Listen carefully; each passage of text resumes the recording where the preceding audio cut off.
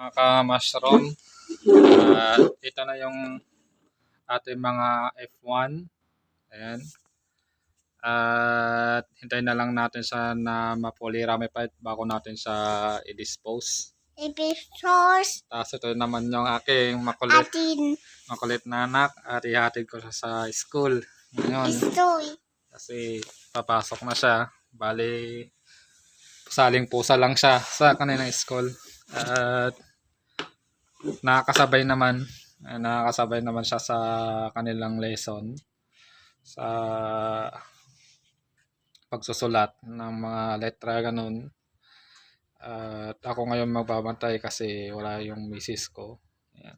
Tsaka yung lola niya. So, ako ngayon mag-attend sa kanya sa barangay. Doon sa nag-aaral. Pero hopefully, nailipat namin siya sa iba. Ayan. At napakaganda naman yung ano nila doon, yung pag-aaral. At marami siyang natututunan. At alam niya na rin magsulat ng mga letters, alphabet, at saka mga numbers. Ayan.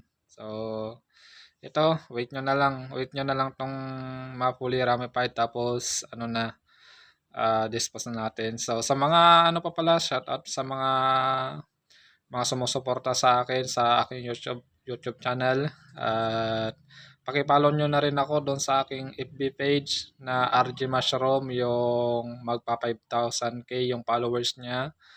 At paki-suportahan lang ako at doon ay pipili ako. Ayan, meron akong pinost doon na isang pictures at comment lang kayo doon at sa Monday.